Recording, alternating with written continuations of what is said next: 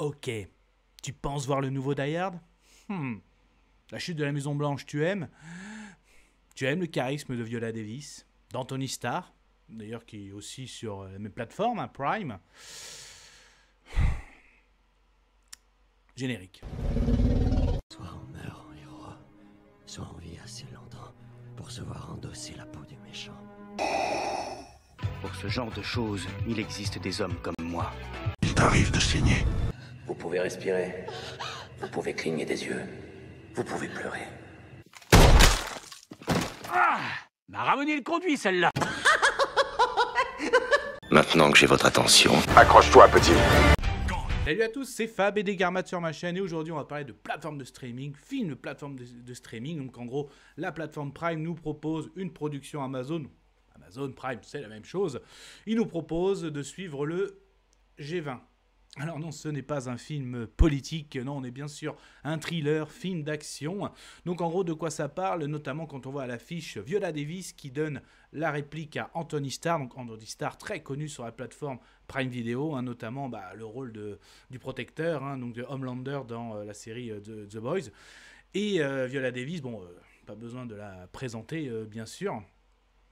Donc là, Viola Davis qui joue le rôle de la présidente des États-Unis. Félicitations. Et donc, ça commence déjà tout de suite. On lui dit, voilà, Madame la Présidente, nous avons interpellé quelqu'un. Ah ouais, tu dis un gros poisson. C'est sa fille. Sa fille, en gros, hacker, geek, qui a réussi, en gros, elle dit très facilement à hacker les systèmes. Donc là, tout de suite, tu sens le truc scénaristique où il y aura un conflit au début entre mère et fille, qu'après les liens vont se resserrer et que voilà, ça va partir en cacahuète et que grâce au talent de sa fille, là tu sens le truc, mais tout de suite quoi. Bon, revenons au fait. Donc en tant que présidente, sa première intervention à l'international, ça va être au G20. Donc je rappelle le G20, quelque chose qui existe. Hein. On va dire les plus grands pays se réunissent pour faire un point sur l'économie mondiale. Et là en fait, elle a vraiment l'attention de ce G20, c'est comment ça va se passer en Afrique et comment aider en gros l'agriculture africaine. Voilà. Sauf que justement, ça ne va pas plaire, va dire, à quelqu'un, donc joué par Anthony Starr, qui va, son objectif, prendre en otage, on va dire, le G20, donc les plus grands puissants du monde, les présidents, parce que, et notamment, il y a une rancœur, c'est un ancien militaire américain, donc il y a une rancœur, et en gros, la façon de dire aussi, c'est que il veut faire chuter ce système économique, notamment en mettant en avant la crypto-monnaie. Il veut aussi, comme il aura tous les présidents, grâce à l'IA, voilà, copier les voix, tout ça, pour créer des scandales.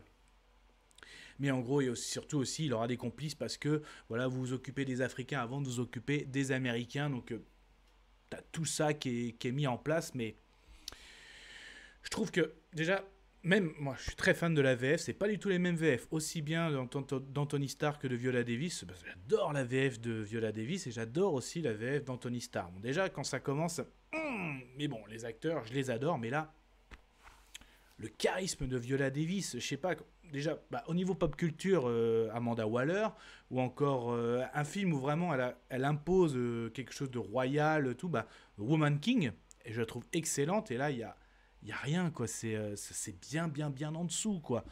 Pareil, le charisme d'Anthony Starr, donc dans Homelander.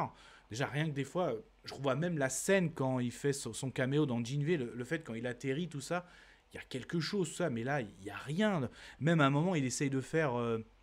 il met son plan en exécution, à savoir si on n'écoute pas, c'est un peu ça la prise d'otage, j'exécute quelqu'un, il fait un espèce de comme Negan, Amstramgram, mais ça n'a rien à voir, quoi.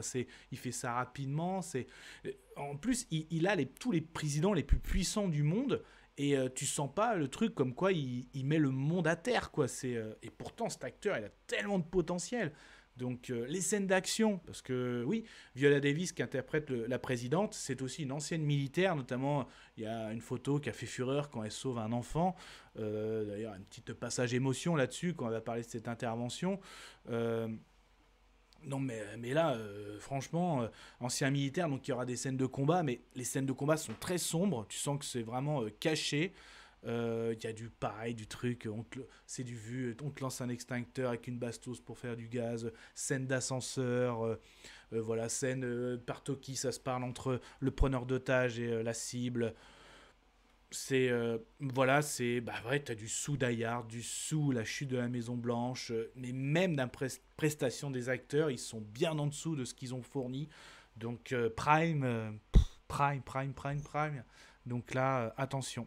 Bah du coup, oui, vous l'avez compris, non, je n'ai pas aimé ce film, j'ai été très déçu parce que j'adore ces deux acteurs, j'adore ce type de film.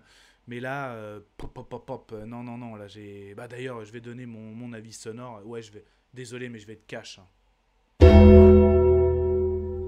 Par-dessus la troisième Ça, c'est corde. mon avis. Faites votre propre avis. À vous de juger. Et puis n'hésitez pas à vous promener sur la chaîne. Alors si ça vous plaît ce type de vidéo avis sur les films, les séries, aussi bien du live action que de l'animation, essentiellement pop culture. Donc là on était sur du thriller d'action, mais ça peut être aussi des franchises super-héroïques, hein, DC, Marvel, de la science-fiction, hein, comme les univers Alien, Predator, Jurassic, le Monsterverse, Terminator. C'est tout ce qui est fantasy, comme Medieval Fantasy, Game of Thrones, l'horrifique, vous l'avez compris, pop culture. Vous allez sur ma page d'accueil 5F, vous cliquez sur s'abonner, c'est gratuit. Et d'ailleurs, qu'est-ce que vous en pensez en ce moment des productions, des films Prime, aussi bien américains que français?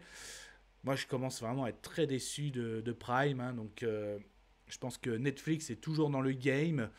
Disney, heureusement qu'ils ont leur franchise, quoique ils ont des bonnes surprises, hein, des fois en série.